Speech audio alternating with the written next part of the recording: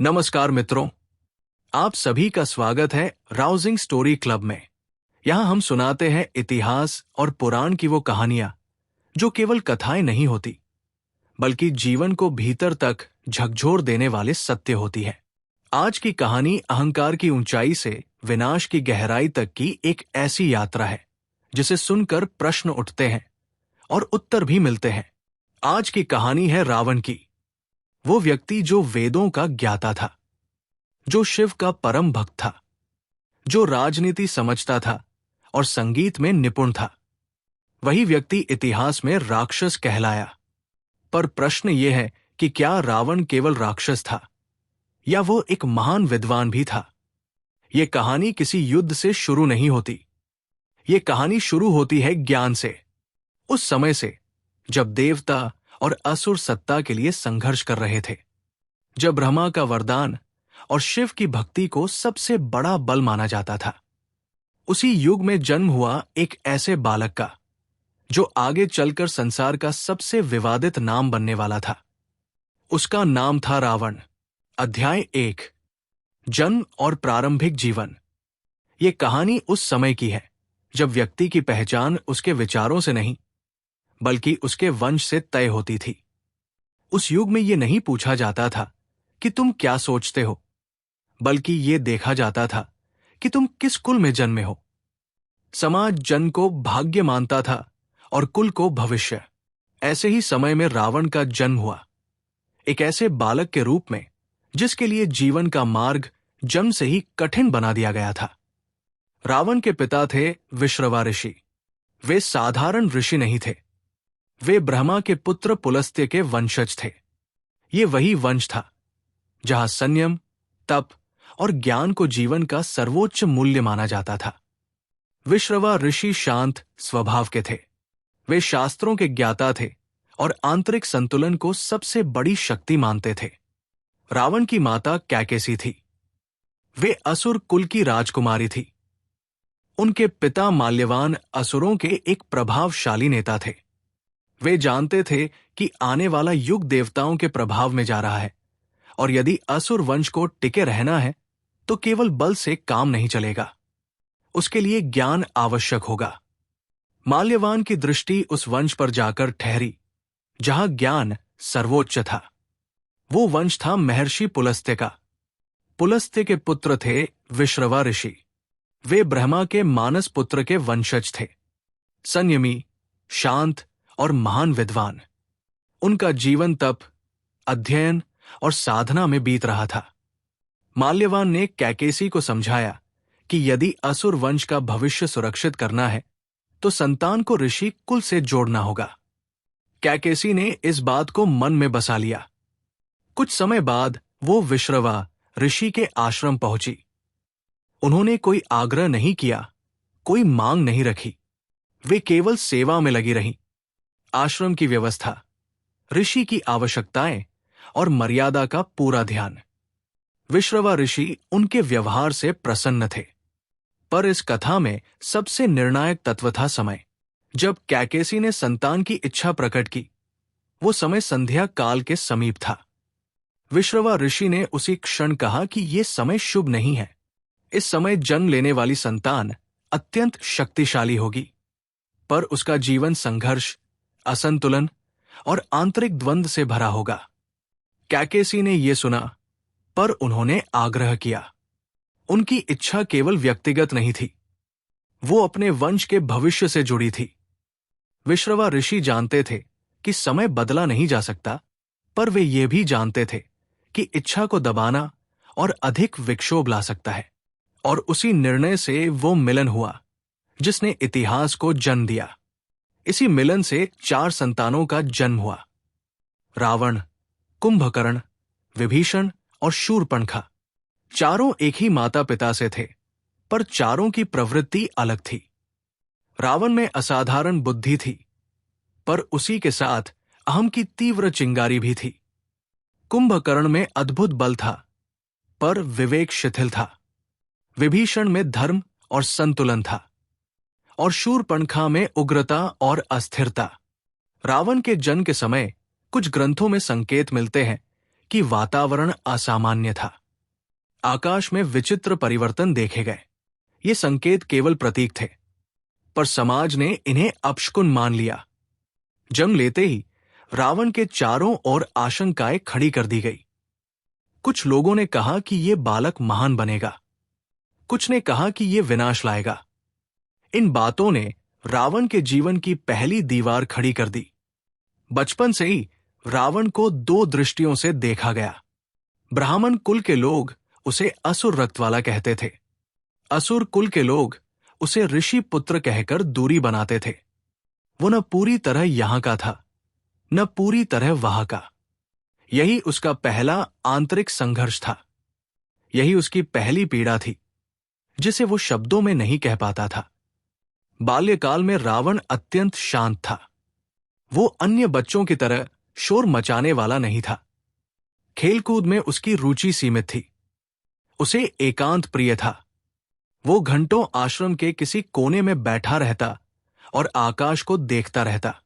कभी कभी वो तारों की ओर देखकर प्रश्न करता, जिनका उत्तर देने में बड़े भी ठहर जाते थे। वो पूछता कि शक्ति क्या होती है, ज्ञान किसे कहते हैं, देवता पूज्य क्यों है, असुर घृणित क्यों माने जाते हैं। विश्रवा ऋषि ने बहुत जल्दी समझ लिया कि ये बालक साधारण नहीं है। उन्होंने उसे कठोर अनुशासन से नहीं, बल्कि संवाद से शिक्षित किया। वे उसे वेदों का पाठ कराते, मंत्रों का शुद्ध उच्चारण सिखाते, शब्दों के अर्थ समझाते। रावण केवल सुनता नहीं था, वो समझता भी था। उसकी स्मरण शक्ति तीव्र थी। वो एक बार सुनकर मंत्र याद कर लेता और फिर उसके अर्थ पर प्रश्न करता। गुरुओं को यह देखकर आश्चर्य होता था कि ये बालक केवल रटने वाला नहीं है। वो हर ज्ञान को तर्क की कसौटी पर परखता है। वो पूछता कि ये नियम क्यों है, ये मर्यादा क्यों बनाई गई। यही प्रश्न आगे चलकर उसके व्यक्तित्व का आधार बने। रावण को संगीत से विशेष लगाव था। वीणा उसके लिए केवल वाद्य नहीं थी, वो उसे साधना मानता था। कहा जाता है कि वो ध्वनि की शक्ति को समझता था। वो जानता था कि स्वर केवल कानों तक सीमित नहीं रहते, वे मन और भावनाओं को भी प्रभावित करते हैं। यही कारण था कि आगे चलकर वो शिव की आराधना संगीत के माध्यम से करता है। शिव तांडव स्तोत्र इसी साधना की परिणति माना जाता है। पर रावण का बचपन केवल शिक्षा और साधना में नहीं बीता। उसे समाज की कठोरता का भी सामना करना पड़ा। आश्रम के कुछ शिष्य उसे तिरस्कार की दृष्टि से देखते थे। वे कहते थे कि असुर रक्त वाला बालक कभी पूर्ण रूप से शुद्ध नहीं हो सकता। ये शब्द रावण के मन में गहरे उतरते चले गए। वो बाहर से शांत रहता, पर भीतर प्रश्नों का तूफान उठता रहता। कभी कभी वो स्वयं से पूछता कि यदि ज्ञान सबको समान बनाता है, तो जन्म के आधार पर भेद क्यों? यदि वेद सत्य सिखाते हैं, तो ये सत्य सबके लिए समान क्यों नहीं? इन प्रश्नों ने उसे विद्रोही नहीं बनाया, बल्कि भीतर से कठोर बना दिया। उसने निश्चय किया कि वो ऐसा स्थान प्राप्त करेगा जहां कोई उसे तुच्छ न समझ सके। किशोर अवस्था में रावण का शरीर भी असाधारण रूप से विकसित हुआ। वो बलवान था, पर उसने बल को कभी अपनी पहली पहचान नहीं बनाया। उसके लिए बुद्धि और रणनीति अधिक महत्वपूर्ण थी। वो राजनीति के सूत्र समझने लगा था। वो देखता था कि सत्ता केवल ज्ञान से नहीं चलती, बल्कि भय और नियंत्रण से भी चलती है। ये समझ आगे चलकर उसके शासन की नींव बनी। विश्रवा ऋषि बार बार उसे समझाते थे कि शक्ति का सही उपयोग ही व्यक्ति को महान बनाता है। वे कहते थे कि जो स्वयं पर नियंत्रण रख सके, वही सच्चा शासक होता है। पर दूसरी ओर कैकेसी की बातें भी रावण के कानों में गूंजती रहती थी। वे कहती थी कि संसार कमजोरों के लिए नहीं बना। जो डर पैदा करता है, वही राज करता है। रावण दो विचारों के बीच फंसा हुआ था। एक ओर पिता का संयम था, दूसरी ओर माता की महत्वाकांक्षा थी। यही द्वंद्व उसके व्यक्तित्व की नींव बना। वो न पूरी तरह तपस्वी बना, न पूरी तरह क्रूर। वो विद्वान भी था और एक ऐसा व्यक्ति भी था जो स्वयं को सिद्ध करना चाहता था। यही बचपन, यही संघर्ष, यही प्रश्न और यही अपमान रावण के भीतर उस आग को जलाते रहे, जिसने आगे चलकर उसे कठोर तपस्या के मार्ग पर धकेल दिया। वो केवल ज्ञान से संतुष्ट नहीं होना चाहता था। वो ऐसी शक्ति चाहता था जिसे कोई नकार न सके। यही समाप्त नहीं होती रावण की प्रारंभिक कहानी। यही वो भूमि थी जहां से उसकी यात्रा शुरू हुई। एक ऐसा बालक जिसके पास असाधारण बुद्धि थी, गहरी पीड़ा थी और अपने अस्तित्व को सिद्ध करने की तीव्र भूख थी। यही भूख आगे चलकर उसे ब्रह्मा की तपस्या तक ले जाती है और वहीं से उसका जीवन एक नए मोड़ पर पहुंचता है। अध्याय 2, तपस्या और वरदान। रावण के मन में एक प्रश्न लगातार गूंजता रहता था। यदि ज्ञान ही सबसे बड़ी शक्ति है तो संसार में सत्ता बल के हाथों में क्यों रहती है? यदि साधना ही सर्वोच्च मार्ग है तो देवता भी अस्त्र शस्त्र क्यों उठाते हैं? ये प्रश्न केवल जिज्ञासा नहीं थे, ये उसके भीतर चल रहे द्वंद्व का संकेत थे। यही प्रश्न उसे भीतर से बेचैन करते थे और रातों की नींद छीन लेते थे। रावण समझ चुका था कि केवल विद्वान होना पर्याप्त नहीं है। उसने देखा था कि विद्वानों को सम्मान मिलता है, पर निर्णय शक्ति के हाथ में रहती है। यही सोच धीरे धीरे उसके मन में गहराती चली गई। एक दिन उसने स्वयं निर्णय लिया। उसने निश्चय किया कि वो ऐसा बल प्राप्त करेगा जिसे कोई चुनौती न दे सके। वो ऐसा वरदान चाहता था जिसके सामने देवता भी विवश हो जाए। इस निर्णय में कोई आवेग नहीं था, ये वर्षों के भीतर जमा हुए अनुभवों का परिणाम था। उसने किसी से सलाह नहीं ली, न पिता को बताया, न माता को। उसने कोई घोषणा नहीं की, न कोई विदाई दी। वो केवल चुपचाप चला गया। यही उसके स्वभाव का संकेत था। वो अपने निर्णय अकेले करता था और उनके परिणाम भी अकेले झेलने को तैयार रहता था। रावण ने जिस मार्ग को चुना वो तपस्या का मार्ग था। ये तपस्या केवल बैठकर ध्यान लगाने की प्रक्रिया नहीं थी। ये अपने शरीर, मन और अहम को एक साथ परखने का मार्ग था। उसने ऐसा स्थान चुना जहां न प्रशंसा थी, न निंदा, न कोई देखने वाला था, न कोई सराहने वाला। वहां केवल प्रकृति थी और मौन था। दिन बीतने लगे, समय का बोझ समाप्त होने लगा।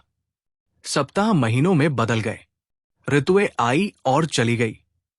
रावण का शरीर धीरे धीरे दुर्बल होने लगा, पर उसका संकल्प और अधिक कठोर होता गया। उसने अन्न का त्याग कर दिया, जल भी सीमित मात्रा में लेने लगा। उसका ध्यान केवल एक लक्ष्य पर केंद्रित था, ब्रह्मा को प्रसन्न करना। ग्रंथों में वर्णन मिलता है कि रावण ने अपने सिर अग्नि को अर्पित किए। ये वर्णन प्रतीकात्मक माना जाता है। इसका भाव यह है कि उसने अपने अहम को बार बार जलाने का प्रयास किया। हर बार जब उसके भीतर गर्व उठता, वो उसे त्यागने का प्रयास करता, पर हर बार वो पूरी तरह सफल नहीं हो पाता।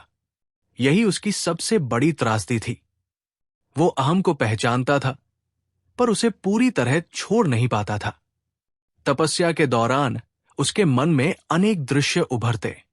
कभी वो स्वयं को तीनों लोकों का शासक देखता, कभी उसे बचपन के अपमान याद आते, कभी उसकी माता की वो आवाज गूंजती जो कहती थी कि संसार कमजोरों के लिए नहीं है, कभी पिता की वो सीख सामने आती जिसमें संयम की बात होती थी।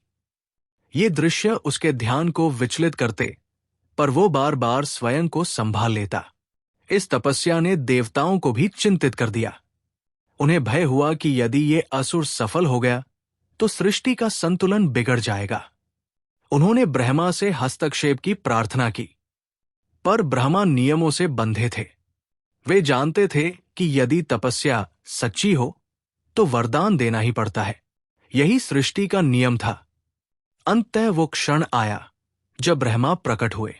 उनका स्वर शांत था, उनकी दृष्टि गंभीर थी। उन्होंने रावण से पूछा कि वह क्या चाहता है। उस क्षण रावण के सामने अनेक विकल्प थे। वो अमरता मांग सकता था, वो देवताओं के समान स्थान मांग सकता था, वो सृष्टि पर अधिकार मांग सकता था, पर उसने जो मांगा वही उसके पतन की नींव बना। उसने अमरता का एक रूप मांगा। उसने कहा कि देव, दानव, गंधर्व, यक्ष और नाग उसे मार न सके। यहां रावण का अहम स्पष्ट दिखाई देता है। उसने मनुष्य को गिना ही नहीं। उसके लिए मनुष्य तुच्छ थे। वो उन्हें खतरा नहीं मानता था। यही वो चूक थी जिसने भविष्य का मार्ग तय कर दिया। ब्रह्मा ने उसे वरदान दिया, पर साथ ही चेतावनी भी दी। उन्होंने कहा कि शक्ति यदि विवेक से अलग हो जाए तो वो स्वयं अपने धारक को नष्ट कर देती है। रावण ने यह सुना, पर उसने इसे गहराई से नहीं लिया। उसके भीतर ये विश्वास जन्म ले चुका था कि अब वो अजेय है। वरदान मिलते ही रावण के भीतर परिवर्तन आने लगा। तपस्या के समय जो विनम्रता थोड़ी बहुत थी, वो धीरे धीरे समाप्त होने लगी। वो स्वयं को नियति से ऊपर मानने लगा। उसे लगने लगा कि अब संसार उसके नियमों से चलेगा। जब वो तपस्या से लौटा तो उसका स्वागत भय और सम्मान दोनों से हुआ। असुरों ने उसे अपना नायक माना। उन्होंने उसमें अपना भविष्य देखा। पहली बार रावण ने यह अनुभव किया कि लोग उसकी बात बिना प्रश्न किए मान रहे हैं। यही वो क्षण था जब शक्ति ने उसके मन को स्पर्श किया। तपस्या ने उसे एक महान अवसर दिया था, पर उसने उस अवसर को संतुलन के साथ नहीं लिया। उसके भीतर यह भावना गहरी होती चली गई कि जो कुछ भी उसके पास है वो केवल उसके परिश्रम का परिणाम है, और इसलिए वो किसी के प्रति उत्तरदायी नहीं है। यहीं से रावण के भीतर वो बीज पनपा जिसने आगे चलकर उसके विनाश की नींव रखी। जिस तपस्या ने उसे ऊपर उठाया, वही तपस्या उसके अहम का कारण बन गई। वो ये भूल गया कि शक्ति साधन होती है, लक्ष्य नहीं। ये अध्याय केवल वरदान की कथा नहीं है। ये उस क्षण की कहानी है जब एक विद्वान ने स्वयं को सर्वशक्तिमान समझना शुरू किया। यहीं से रावण का जीवन दो भागों में विभाजित हो गया, एक तपस्वी रावण और दूसरा शासक रावण। आगे की कहानी इसी शासक रावण की है, जिसकी शक्ति लंका को स्वर्ण युग तक ले जाती है और अंततः उसे विनाश के मार्ग पर भी खड़ा कर देती है। अध्याय 3, लंका का स्वर्ण युग। ब्रह्मा से वरदान प्राप्त करने के बाद रावण का जीवन एक नए चरण में प्रवेश करता है। अब वो केवल तपस्वी नहीं था, वो एक ऐसा व्यक्ति बन चुका था जिसके पास शक्ति भी थी और उसे प्रयोग करने का आत्मविश्वास भी। उसके भीतर ये भावना गहरी हो चुकी थी कि संसार केवल ज्ञान से नहीं चलता। संसार को चलाने के लिए व्यवस्था चाहिए, और व्यवस्था को बनाए रखने के लिए भय भी आवश्यक होता है। इसी सोच के साथ उसकी दृष्टि लंका पर टिक गई। लंका उस समय कुबेर के अधीन थी। कुबेर उसका सौतेला भाई था। दोनों का संबंध एक ही पिता से जुड़ा था, पर विचारों और स्वभाव से वे बिल्कुल अलग थे।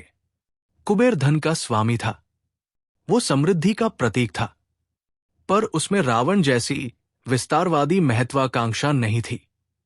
रावण को यह स्वीकार नहीं था कि इतनी समृद्ध और रणनीतिक रूप से महत्वपूर्ण भूमि किसी ऐसे व्यक्ति के पास हो जिसे वो स्वयं से कम सामर्थ्य वाला मानता था। कुबेर से लंका छीनना केवल सत्ता परिवर्तन नहीं था, यह रावण के भीतर पल रहे उस विचार का प्रकटीकरण था जिसमें वो मानता था कि शक्ति रखने वाला ही शासन का अधिकारी होता है। उसने अपने ही भाई को पराजित किया और लंका पर अधिकार कर लिया। ये उसका पहला बड़ा नैतिक पतन था। यहीं से उसने ये सीख लिया कि सत्ता के मार्ग में संबंध भी बोझ बन सकते हैं। लंका पर अधिकार करते ही रावण ने उसे केवल अपनी राजधानी नहीं बनाया, उसने उसे अपने आदर्शों का प्रतीक बनाने का प्रयास किया। यहीं से लंका का स्वर्ण युग प्रारंभ होता है। ये सोने की लंका केवल भवनों और आभूषणों की नहीं थी, ये सुव्यवस्थित शासन, समृद्धि और अनुशासन की लंका थी। रावण ने सबसे पहले प्रशासन को मजबूत किया। उसने स्पष्ट नियम बनाए, अपराध और दंड के बीच संतुलन रखा। उसने ये सुनिश्चित किया कि कोई भूखा न सोए। अन्न भंडार बनाए गए, प्रजा को शिक्षा का अधिकार मिला। आश्रम और शिक्षण केंद्र स्थापित हुए। शिल्पकारों और कलाकारों को संरक्षण दिया गया। इससे लंका में रोजगार और सम्मान दोनों बढ़े। व्यापार लंका की रीढ़ बन गया। बाजारों में चहल पहल रहती थी। दूर देशों से व्यापारी आते थे। समुद्री मार्ग सुरक्षित किए गए। जहाजों की रक्षा के लिए विशेष व्यवस्था बनाई गई। रावण जानता था कि युद्ध से राज्य फैल सकता है, पर व्यापार से राज्य टिकता है। ये उसकी दूरदर्शिता का प्रमाण था। रावण स्वयं विद्वान था, इसलिए उसने विद्वानों का सम्मान किया। उसकी सभा केवल प्रशंसा करने वालों से नहीं भरी रहती थी। वहां तर्क होते थे, विचार रखे जाते थे, नीति पर चर्चा होती थी। कई निर्णय लंबे विचार विमर्श के बाद लिए जाते थे। यही कारण था कि लंका का शासन लंबे समय तक स्थिर और प्रभावी बना रहा। संगीत और साहित्य लंका की आत्मा थे। रावण स्वयं वीणा का महान साधक था। उसके लिए संगीत मनोरंजन नहीं था, वो उसे साधना मानता था। उसका विश्वास था कि ध्वनि मन को नियंत्रित कर सकती है और भावनाओं को दिशा दे सकती है। यही कारण था कि वो शिव की आराधना संगीत के माध्यम से करता था। शिव तांडव स्तोत्र इसी साधना की अभिव्यक्ति माना जाता है। लंका में धार्मिक स्वतंत्रता थी। विभिन्न परंपराओं का सम्मान किया जाता था, पर रावण स्वयं को शिव भक्त के रूप में स्थापित करता था। वो मानता था कि उसकी शक्ति का स्रोत तप और भक्ति है, पर यही भक्ति धीरे धीरे आत्ममुग्धता में बदलने लगी। स्वर्ण युग का एक दूसरा पक्ष भी था, जो धीरे धीरे स्पष्ट होने लगा। रावण का अहम अब स्थायी रूप लेने लगा था। वो स्वयं को केवल राजा नहीं, बल्कि नियति का निर्माता मानने लगा था। उसे लगने लगा कि उसके निर्णय अंतिम हैं और उन पर प्रश्न उठाना अपमान है। उसने देवताओं को चुनौती देना शुरू किया। ये चुनौती किसी आवश्यकता से नहीं थी। ये केवल ये दिखाने के लिए थी कि वह उनसे कम नहीं है। उसने कई बार स्वर्ग की सीमाओं का उल्लंघन किया। इन कार्यों से लंका को कोई प्रत्यक्ष लाभ नहीं मिला, पर रावण के अहम को तृप्ति अवश्य मिली। घर के भीतर भी परिवर्तन आने लगे। मंदोदरी एक विवेकशील और समझदार रानी थी। वे रावण को बार बार संतुलन की याद दिलाती थी। वे जानती थी कि शक्ति स्थायी नहीं होती और जो उसे मर्यादा से बाहर ले जाता है वो स्वयं नष्ट हो जाता है। पर रावण अब सलाह को कमजोरी समझने लगा था। विभीषण धर्म और नीति का मार्ग दिखाते थे। वे कहते थे कि राज्य वही टिकता है जो मर्यादा में रहता है और जो स्वयं नियमों का पालन करता है। पर रावण को ये बातें उपदेश जैसी लगती थी। उसका मानना था कि धर्म दुर्बलों के लिए होता है और शक्तिशाली अपना धर्म स्वयं बनाता है। यहीं से लंका के स्वर्ण युग में दरार पड़नी शुरू हुई। बाहर से सब कुछ चमकदार था, भीतर असंतुलन बढ़ रहा था। प्रजा सुखी थी, पर भय भी था। लोग राजा का सम्मान करते थे, पर उससे डरते भी थे। यही भय धीरे धीरे मौन में बदलने लगा। रावण ने स्त्रियों की सुरक्षा और सम्मान के लिए नियम बनाए थे, पर उसके व्यक्तिगत आचरण में विरोधाभास था। वो दूसरों से मर्यादा की अपेक्षा करता था, पर स्वयं उस सीमा को लांघने लगा। यही विरोधाभास आगे चलकर सबसे बड़ा कारण बना। स्वर्ण युग का ये चरण ये स्पष्ट करता है कि एक व्यक्ति एक साथ महान शासक भी हो सकता है और पतन की ओर बढ़ता हुआ व्यक्ति भी। रावण का राज्य आदर्शों से भरा हुआ था, पर उसका मन अशांत था। यही आंतरिक अशांति आगे चलकर लंका के विनाश का मूल कारण बनी। ये अध्याय हमें यह समझाता है कि बाहरी समृद्धि हमेशा आंतरिक संतुलन का संकेत नहीं होती। लंका सोने से चमक रही थी, पर रावण के भीतर का प्रकाश धीरे धीरे अहंकार की छाया में ढकता जा रहा था। यही वो अवस्था थी जहां से पतन की यात्रा आरंभ होती है और आगे चलकर सीता हरण जैसी घटना संभव हो पाती है। अध्याय 4, अहंकार का उदय। लंका का स्वर्ण युग अपने चरम पर था। नगर सुव्यवस्थित थे, सड़कों पर समृद्धि दिखाई देती थी, प्रजा को अन्न, वस्त्र और सुरक्षा मिल रही थी। बाहरी दृष्टि से सब कुछ संतुलित और सफल प्रतीत होता था। पर इसी सफलता के भीतर रावण के मन में एक ऐसा भाव जन्म ले रहा था जो दिखाई नहीं देता, पर धीरे धीरे पूरे व्यक्तित्व को बदल देता है। ये भाव था अहंकार। शक्ति जब लंबे समय तक किसी एक व्यक्ति के हाथ में रहती है तो वो उसे भ्रम देने लगती है। ये भ्रम धीरे धीरे ये विश्वास पैदा करता है कि जो कुछ भी प्राप्त हुआ है वो केवल अपने ही गुणों का परिणाम है। रावण के साथ भी यही हुआ। उसे लगने लगा कि उसकी विजय, उसकी समृद्धि और उसका सम्मान केवल उसकी बुद्धि और परिश्रम का फल है। वो ये भूलने लगा कि ये शक्ति उसे वरदान के रूप में मिली थी और हर वरदान के साथ एक सीमा भी जुड़ी होती है। रावण अब स्वयं को केवल राजा नहीं मानता था, वो स्वयं को व्यवस्था से ऊपर समझने लगा था। उसे लगता था कि नियम प्रजा के लिए होते हैं, शासक के लिए नहीं। यही सोच उसके हर निर्णय में दिखाई देने लगी। पहले वो मंत्रियों और विद्वानों की बात सुनता था, अब वो केवल अपने मन की सुनने लगा। उसके दरबार में विद्वान अब भी उपस्थित थे, पर उनके शब्दों का महत्व घटने लगा था।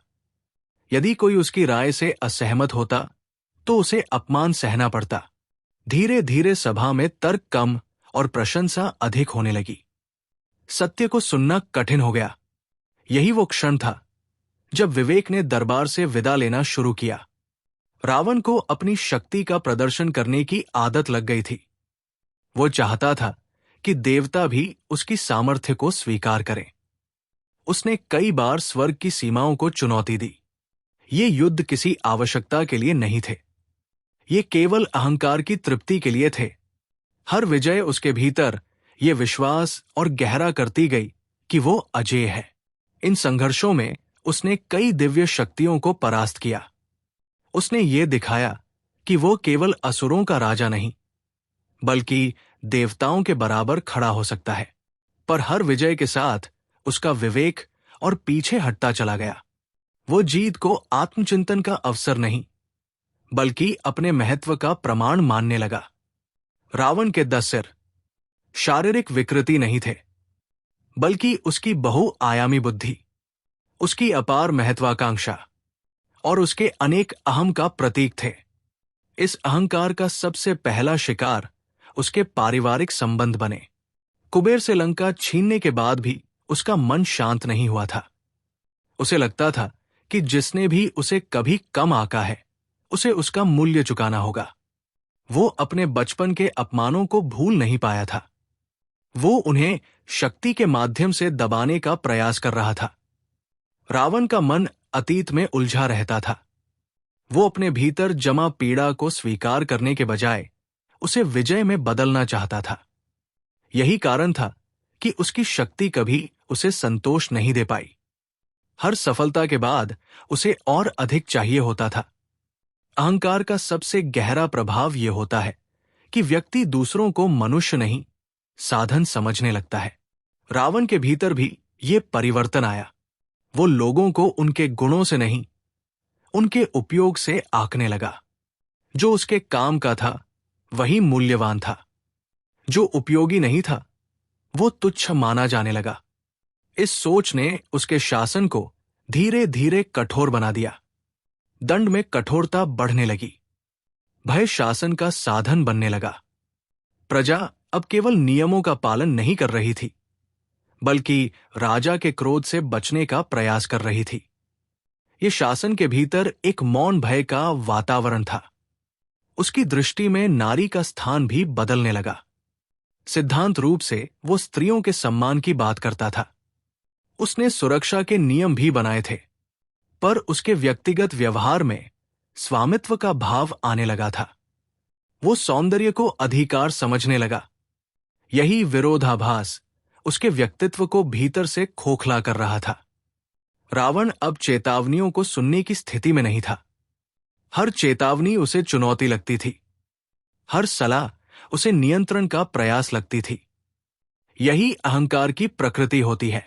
वो व्यक्ति को अकेला कर देता है और उसे ये भ्रम देता है कि वो अकेले ही सब कुछ संभाल सकता है।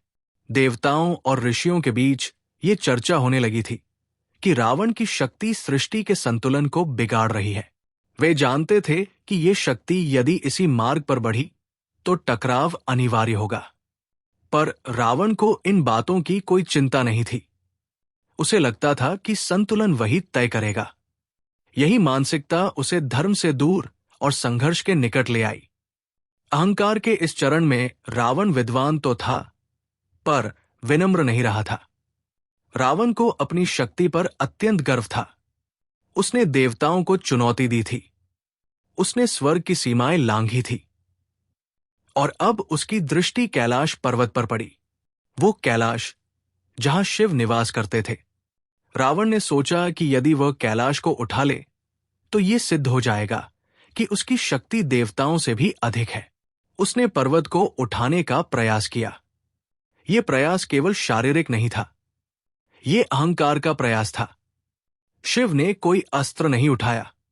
उन्होंने केवल अपने पैर का अंगूठा पर्वत पर रखा और उसी क्षण रावण कैलाश के नीचे दब गया। उसकी शक्ति, उसका अहम, उसका गर्व सब निष्प्रभावी हो गया। वो पीड़ा में चिल्लाया, पर उस पीड़ा में भी उसका ज्ञान जागा। उसने वीणा उठाई, उसने शिव की स्तुति की। यही वो क्षण था जब शिव तांडव स्तोत्र की रचना हुई। शिव प्रसन्न हुए, उन्होंने रावण को मुक्त किया। यही वो क्षण था जहां रावण को यह समझ आ जाना चाहिए था कि शक्ति से बड़ा कुछ और भी है। पर उसने इस अनुभव को चेतावनी नहीं, उपलब्धि की तरह लिया। यह प्रसंग यह सिखाता है कि जब अहम भक्ति से भी सीख नहीं लेता तब विनाश निश्चित हो जाता है। वो शिव भक्त तो था, पर संयमी नहीं रहा था। वो शासक तो था, पर पूर्ण रूप से न्यायपूर्ण नहीं रहा था। यही उसकी सबसे बड़ी त्रासदी थी। गुण उसके भीतर थे, पर वे अहंकार की परतों में दबते जा रहे थे। ये अध्याय रावण के जीवन का सबसे निर्णायक मोड़ है। यहां से उसका पतन तुरंत शुरू नहीं होता, बल्कि यहां से उसका विवेक धीरे धीरे पीछे हटने लगता है। यही वो भूमि है जहां आगे चलकर सीता हरण जैसी घटना संभव हो पाती है। अहंकार ने रावण को अंधा नहीं किया। उसने उसे ये भ्रम दिया कि वो सब कुछ देख रहा है, पर वास्तव में वो सबसे महत्वपूर्ण सत्य देखने में असमर्थ हो चुका था। यही वो अवस्था थी जहां से इतिहास में एक महान विद्वान धीरे धीरे विनाश की ओर बढ़ने लगता है। अध्याय 5, सीता हरण। अहंकार जब धीरे धीरे परिपक्व होता है तो वो किसी एक क्षण में जन्म नहीं लेता, वो वर्षों तक भीतर पनपता रहता है। रावण के जीवन में भी यही हुआ। जो असंतुलन बचपन से उसके भीतर जमा हो रहा था, जो शक्ति मिलने के बाद और गहरा हुआ, वही अब एक निर्णायक रूप लेने वाला था। सीता हरण कोई अचानक घटी घटना नहीं थी। ये उस मानसिक यात्रा का परिणाम था जिसकी शुरुआत बहुत पहले हो चुकी थी। इस कथा की शुरुआत होती है शूर्पणखा से। शूर्पणखा रावण की बहन थी। वो उग्र स्वभाव की थी, पर वो अपने कुल और भाई के सामर्थ्य पर गर्व करती थी। दंडकारण्य में जब उसका सामना राम और लक्ष्मण से हुआ तो उसने राम के प्रति आकर्षण व्यक्त किया, पर लक्ष्मण द्वारा उपहास और उसके बाद जो दंड मिला, उसने शूर्पणखा के भीतर अपमान और क्रोध भर दिया। ये अपमान केवल शूर्पणखा का नहीं था, उसने इसे अपने स्वाभिमान और लंका के गौरव से जोड़ दिया। वो रोती हुई रावण के पास पहुंची और अपने अपमान को इस प्रकार प्रस्तुत किया मानो राम ने पूरे असुर कुल को तिरस्कृत किया हो। उसने रावण के अहम को गहरे स्तर पर छू लिया। रावण ने पहली बार राम का नाम गंभीरता से सुना। वो जानता था कि राम कोई साधारण वनवासी नहीं है। उनकी मर्यादा, उनका संयम और उनकी कीर्ति पहले से ही चर्चित थी। पर अहंकार विवेक को दबा देता है। रावण ने राम को धर्म के प्रतीक के रूप में नहीं, बल्कि चुनौती के रूप में देखा, और यहीं से उसका दृष्टिकोण बदल गया। शूर्पणखा ने जब सीता के सौंदर्य और गरिमा का वर्णन किया तो रावण का मन विचलित हुआ। ये केवल आकर्षण नहीं था, ये उस अहंकार का विस्तार था जो ये मानता था कि जो सुंदर है जो श्रेष्ठ है वो अधिकार के योग्य है। रावण के लिए ये केवल स्त्री प्राप्त करने का विचार नहीं था, ये अपनी शक्ति सिद्ध करने का अवसर था। उसने ये नहीं सोचा कि सीता किसी की पत्नी है, उसने ये नहीं सोचा कि वो मर्यादा का जीवित स्वरूप है। उसने केवल ये सोचा कि यदि वह उन्हें प्राप्त कर लेता है तो ये उसकी सामर्थ्य का प्रमाण होगा। यही वो क्षण था जहां रावण ने अपने ही ज्ञान और विवेक का अपमान किया। सीता हरण एक षड्यंत्र था, ये पूरी तरह सुनियोजित था। ये विचार किसी एक क्रोध के क्षण में उत्पन्न नहीं हुआ था। रावण ने मारीच को बुलाया। मारीच वो था जो राम के पराक्रम को जानता था। वो पहले ही राम के हाथों पराजित हो चुका था। उसने रावण को स्पष्ट चेतावनी दी। उसने कहा कि राम से बैर लेना मृत्यु को आमंत्रण देना है। मारीच ने यह भी कहा कि यह मार्ग लंका के विनाश की ओर ले जाएगा। पर अहंकार चेतावनी नहीं सुनता। रावण ने मारीच को विवश किया। मारीच ने स्वयं स्वीकार किया कि वो राम के हाथों मरेगा, पर रावण के हाथों अपमानित नहीं होगा। यही उस समय की त्रासदी थी जहां भय और विवेक दोनों हार गए। माया मृग का षड्यंत्र रचा गया। मारीच स्वर्ण मृग का रूप धारण कर सीता की कुटिया के सामने आया। सीता उस सौंदर्य से मोहित नहीं हुई, बल्कि उसे प्रकृति की अद्भुत रचना मानकर देख रही थी। राम उनके अनुरोध पर मृग के पीछे गए। लक्ष्मण भी विवश होकर कुटिया से दूर गए। सीता कुटिया में अकेली रह गई। यही वो क्षण था जिसका रावण वर्षों से अनजाने में निर्माण कर रहा था। रावण साधु का वेश धारण कर वहां पहुंचा। ये वेश केवल बाहरी नहीं था, ये उस विद्वत्ता का मुखौटा था जिसके पीछे अहंकार छिपा था। सीता ने साधु का सम्मान किया क्योंकि करुणा उनका स्वभाव था। उन्होंने अतिथि धर्म निभाया। जब रावण ने अपना वास्तविक रूप प्रकट किया तब भी सीता भयभीत नहीं हुई। उन्होंने स्पष्ट शब्दों में कहा कि वो परस्त्री है। उन्होंने चेतावनी दी, उन्होंने मर्यादा की याद दिलाई। पर रावण के लिए अब शब्दों का अर्थ बदल चुका था।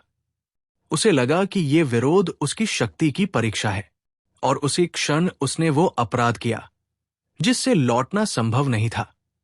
सीता का हरण केवल एक स्त्री का अपहरण नहीं था, ये धर्म का अपहरण था, ये मर्यादा का अपमान था, ये उस सीमा का उल्लंघन था जिसे पार करने के बाद कोई भी व्यक्ति, चाहे वो कितना ही विद्वान क्यों न हो, पतन से नहीं बच सकता। रावण सीता को लंका ले आया। उसने उन्हें बलपूर्वक स्पर्श नहीं किया। ये तथ्य महत्वपूर्ण है और रामायण में स्पष्ट है। पर यही एक प्रश्न स्वयं उठता है। एक ऐसा व्यक्ति जो सीता को लंका तक ले आया, जिसने मर्यादा का इतना बड़ा उल्लंघन किया, उसने उन्हें बलपूर्वक स्पर्श क्यों नहीं किया? ये प्रश्न केवल जिज्ञासा नहीं है, ये रावण के चरित्र को समझने की कुंजी है, क्योंकि यही वो बिंदु है जहां कहानी केवल आरोप नहीं लगाती, बल्कि कारण भी खोजती है। इसका उत्तर किसी कल्पना में नहीं छिपा है, ये उत्तर शास्त्रों में मिलता है। ये उत्तर रावण के अतीत में छिपा है। एक ऐसा प्रसंग जो ये स्पष्ट करता है कि रावण अधर्म की सीमा तक तो गया, पर उस सीमा को पार करने से पहले एक शाप उसके मार्ग में खड़ा था। ये था नलकुबर का शाप। ये प्रसंग उस समय का है जब रावण की शक्ति अपने शिखर पर थी और उसका अहम धीरे धीरे उसकी दृष्टि को ढकने लगा था। लंका समृद्ध थी, रावण अजेय माना जाता था, और इसी अजेयता के भाव ने उसे ये भ्रम दे दिया कि वो हर सीमा से ऊपर है। नलकुबर कुबेर का पुत्र था, वही कुबेर जिससे रावण ने लंका छीनी थी। नलकुबर देवताओं के बीच सम्मानित था। एक दिन रावण का सामना एक अप्सरा से हुआ। उस क्षण रावण का विवेक कमजोर पड़ा। उसने अपने अधिकार की भावना में उस स्त्री की इच्छा को महत्व नहीं दिया। यह कोई साधारण अपराध नहीं था, यह वही मानसिकता थी जो आगे चलकर सीता हरण तक पहुंचेगी। नलकुबर ने यह देखा। उसने ये समझा कि यदि इस प्रवृत्ति को रोका नहीं गया तो ये और बड़ा विनाश लाएगी। नलकूबर ने रावण को शाप दिया। उसने कहा कि यदि तुम किसी भी स्त्री को उसकी इच्छा के विरुद्ध छूने का प्रयास करोगे तो उसी क्षण तुम्हारा सिर फट जाएगा। ये शाप क्रोध से नहीं दिया गया था, ये चेतावनी थी। ये शाप अत्यंत महत्वपूर्ण है। यही कारण है कि सीता हरण के समय रावण उन्हें बलपूर्वक स्पर्श नहीं करता। यह दिखाता है कि रावण अधर्म में भी सीमाओं से पूरी तरह मुक्त नहीं था। पर यह भी सत्य है कि शाप ने उसके कर्म को रोका, उसका मन नहीं बदला। यहीं से स्पष्ट होता है कि बाहरी भय व्यक्ति को रोक सकता है, पर भीतर का अहम केवल विवेक से ही टूटता है। यह भी उतना ही सत्य है कि उसने सीता की स्वतंत्रता छीन ली, और यही उसका सबसे बड़ा अपराध था। लंका पहुंचने पर सीता को अशोक वाटिका में रखा गया। यह स्थान सुंदर था, पर उनके लिए वो कारावास था। रावण बार बार उन्हें समझाने का प्रयास करता रहा। उसने वैभव दिखाया, उसने शक्ति दिखाई, उसने भय भी दिखाया, पर सीता अडिग रही। उनका विश्वास राम में था, उनका धैर्य अडिग था। मंदोदरी ने रावण को समझाया। उन्होंने कहा कि यह मार्ग विनाश की ओर ले जाएगा। उन्होंने उसे याद दिलाया कि यह कार्य न धर्म संगत है, न नीति संगत। विभीषण ने भी स्पष्ट चेतावनी दी। उन्होंने कहा कि यह केवल व्यक्तिगत अपराध नहीं है, यह पूरे वंश को नष्ट कर देगा। पर अहंकार अब विवेक से बहुत आगे निकल चुका था। रावण ने हर सलाह को चुनौती समझा। उसे लगने लगा कि यदि वो झुक गया तो उसकी शक्ति का अपमान होगा। यही अहंकार की सबसे खतरनाक अवस्था होती है, जहां व्यक्ति सही को भी हार मान लेता है। सीता हरण के बाद लंका का वातावरण बदलने लगा। वही लंका जो कभी स्वर्ण युग का प्रतीक थी, अब भय और अनिश्चितता से भरने लगी।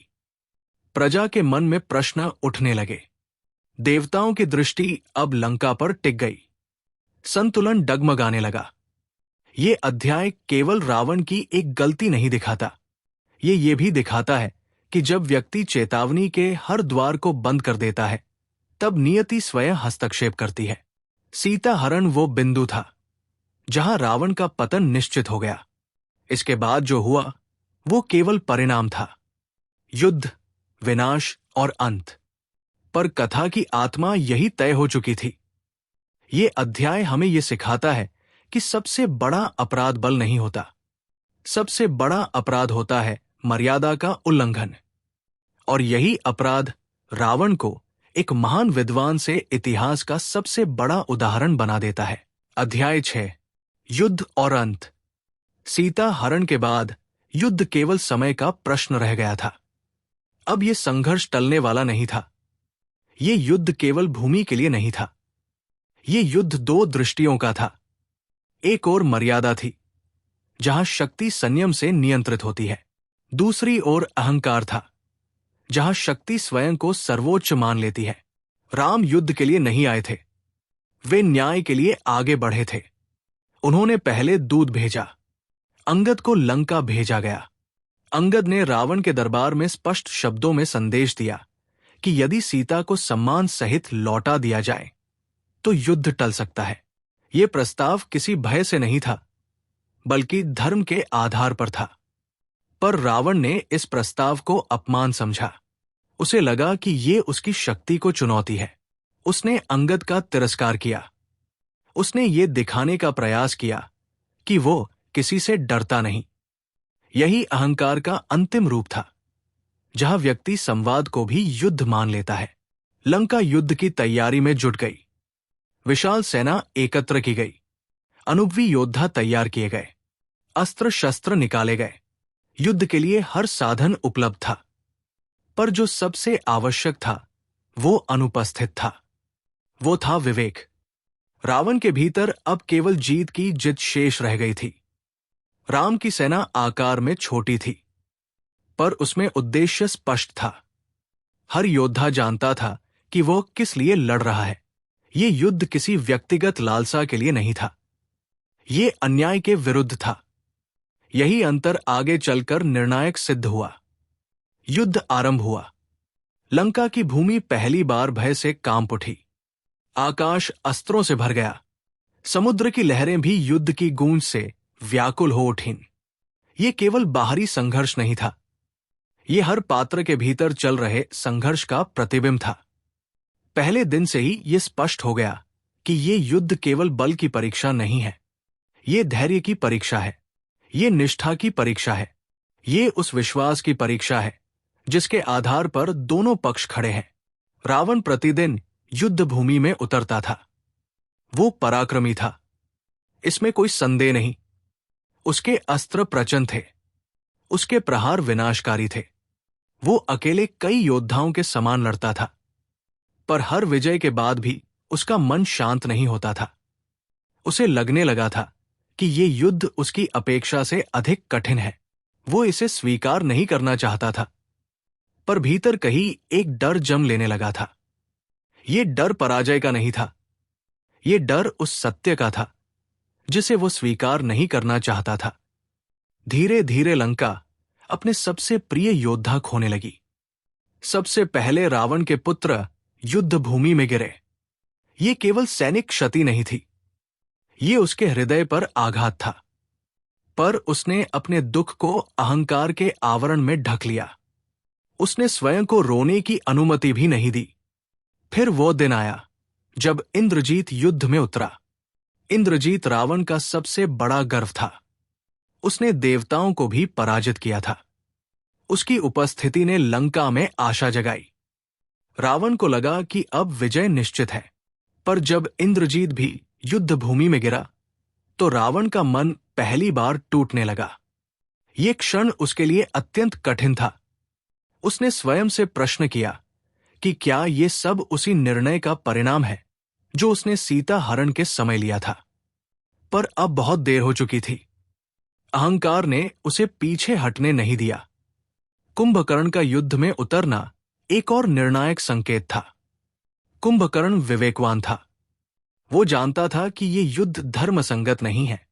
उसने रावण को पहले ही समझाया था, पर भाई होने के नाते उसने कर्तव्य निभाने का मार्ग चुना। यही परिवार और धर्म का जटिल संबंध था। कुंभकर्ण का अंत लंका के लिए गहरा आघात था। वो केवल एक योद्धा नहीं था, वो रावण के जीवन का संतुलन था। उसके गिरते ही लंका की आत्मा टूट गई। इंद्रजीत गिर चुका था, कुंभकर्ण सो चुका था, पर जागने के बाद फिर कभी नहीं लौटा। सेना थक चुकी थी। रावण ये सब देख रहा था। वो मूर्ख नहीं था, वो विद्वान था। वो समझ चुका था कि ये युद्ध अब विजय की ओर नहीं जा रहा। उसके भीतर पहली बार ये प्रश्न उठा कि क्या ये सब उसी एक निर्णय का परिणाम है। रात के एक क्षण में वो अकेला बैठा। उसके सामने लंका थी, वही लंका जिसे उसने स्वर्ण युग दिया था, और वही लंका अब विनाश की ओर बढ़ रही थी। उस क्षण उसे मंदोदरी की बातें याद आई, विभीषण की चेतावनियां याद आई, शिव की मौन दृष्टि याद आई। पर अब अहंकार ने उसे बांध रखा था। वो जानता था कि यदि वो सीता को लौटा दे तो युद्ध रुक सकता है, पर वो ये भी जानता था कि यदि वो झुक गया तो उसका अहम टूट जाएगा। और रावण के लिए ये स्वीकार करना कठिन था। ये आत्मबोध उसे बचा सकता था, पर उसने इसे स्वीकार नहीं किया। यही वो क्षण था जहां नियति ने अपना मार्ग चुन लिया। ये प्रसंग ये दिखाता है कि ज्ञान यदि साहस के साथ न हो तो वो केवल बोझ बन जाता है। अब रावण के भीतर का राजा पीछे हट चुका था। वो केवल एक भाई और पिता रह गया था। फिर भी युद्ध की आग बुझी नहीं। रावण अब भी मानता था कि वो अंतिम विजय पा सकता है। ये आशा नहीं थी, ये अहंकार की अंतिम पकड़ थी। विभीषण ने अंतिम बार समझाने का प्रयास किया। उन्होंने कहा कि अब भी समय है, सीता को लौटा दो, युद्ध रोका जा सकता है। पर रावण ने इसे विश्वासघात कहा। यही वो क्षण था जब विवेक ने अंतिम रूप से उसका साथ छोड़ दिया। अंतिम दिन आया। रावण युद्ध भूमि में उतरा। वो थका हुआ था, शारीरिक रूप से नहीं, मानसिक रूप से। वर्षों का अहंकार अब बोझ बन चुका था। फिर भी उसका तेज बना हुआ था। वो अब भी वही विद्वान और योद्धा था जो कभी था। राम और रावण आमने सामने थे। ये केवल दो योद्धाओं का सामना नहीं था, ये दो जीवन दर्शन का सामना था। एक ओर वो शक्ति थी जो मर्यादा से बंधी थी, दूसरी ओर वो शक्ति थी जो स्वयं को सर्वोच्च मान बैठी थी। रावण ने अस्त्र चलाए, राम ने संयम रखा। जब राम का अंतिम बाण चला तो वो केवल शरीर को नहीं लगा, वो उस अहंकार को भेद गया जिसने रावण को सत्य से दूर कर दिया था। भूमि पर गिरते समय रावण को सत्य का बोध हुआ। उसने समझ लिया कि उसकी हार शक्ति की नहीं थी, उसकी हार विवेक की थी। उसी क्षण राम ने लक्ष्मण से कहा कि रावण के पास जाओ और उससे ज्ञान ग्रहण करो। यह क्षण अत्यंत महत्वपूर्ण है। यह दिखाता है कि राम ने रावण को केवल शत्रु नहीं बल्कि एक महान विद्वान के रूप में देखा। रावण ने अंतिम क्षणों में धर्म, नीति, शासन और जीवन के गहरे सत्य बताए। रावण का अंत हुआ, पर अपमान के साथ नहीं, उसके ज्ञान को स्वीकार किया गया। यही इस कथा की सबसे गहरी बात है। लंका शांत हो गई, युद्ध समाप्त हुआ, पर यह शांति भारी थी। रावण के बिना लंका वही नहीं रही। स्वर्ण युग समाप्त हो चुका था। ये अंत केवल एक व्यक्ति का अंत नहीं था, ये उस मार्ग का अंत था जहां ज्ञान अहंकार के साथ चलता है। रावण की मृत्यु ये सिखाती है कि कोई भी व्यक्ति केवल अपने गुणों से नहीं पहचाना जाता, उसके दोष भी उतने ही महत्वपूर्ण होते हैं। ये युद्ध ये सिखाता है कि शक्ति यदि मर्यादा से अलग हो जाए तो वो स्वयं अपने धारक को नष्ट कर देती है। युद्ध समाप्त हो चुका था, रणभूमि शांत थी। आकाश में कोई अस्त्र नहीं था, धरती पर कोई गर्जना नहीं थी, पर यह शांति हल्की नहीं थी, ये भारी थी, क्योंकि भूमि पर पड़ा था एक ऐसा व्यक्ति जिसने जीवन भर संसार को हिलाया था। रावण, वो केवल लंका का राजा नहीं था, वो केवल राम का शत्रु भी नहीं था।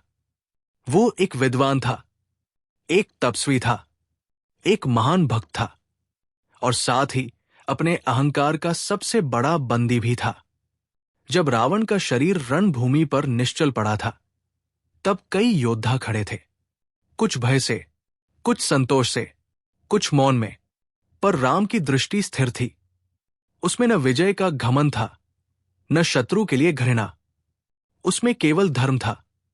राम ने उस शरीर को देखा जिसने वर्षों तक संसार को चुनौती दी थी, और उसी क्षण उन्होंने लक्ष्मण से कहा कि ये मत भूलो कि ये व्यक्ति हमारा शत्रु था, पर वो एक महान विद्वान भी था।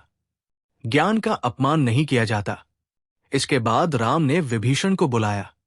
विभीषण कांपते हुए आगे आए। उनके मन में शोक था, अपराध बोध था और भाई के लिए अंतिम कर्तव्य निभाने की पीड़ा भी थी।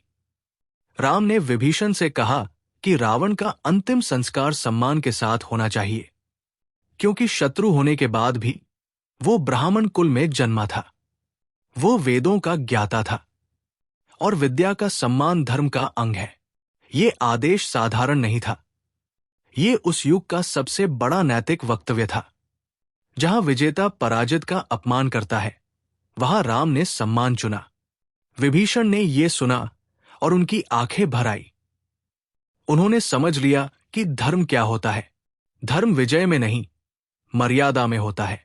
रावण का अंतिम संस्कार किया गया, विधि विधान से, मंत्रों के साथ, सम्मान के साथ। न उपहास था, न उत्सव, केवल मौन और स्वीकार था। यह दृश्य ये दिखाता है कि राम का युद्ध किसी व्यक्ति के विरुद्ध नहीं था, वो अधर्म के विरुद्ध था। और जब अधर्म समाप्त हुआ तो शत्रु भी सम्मान का अधिकारी बना। यहीं पर रावण की कथा एक नई ऊंचाई छूती है। वो केवल पराजित राजा नहीं रहता, वो एक ऐसा पात्र बन जाता है जिसे उसके दोषों के साथ भी स्मरण किया जाता है। राम ने ये नहीं कहा कि रावण महान था, उन्होंने ये भी नहीं कहा कि वो निर्दोष था। उन्होंने केवल इतना कहा कि ज्ञान का अपमान नहीं होना चाहिए।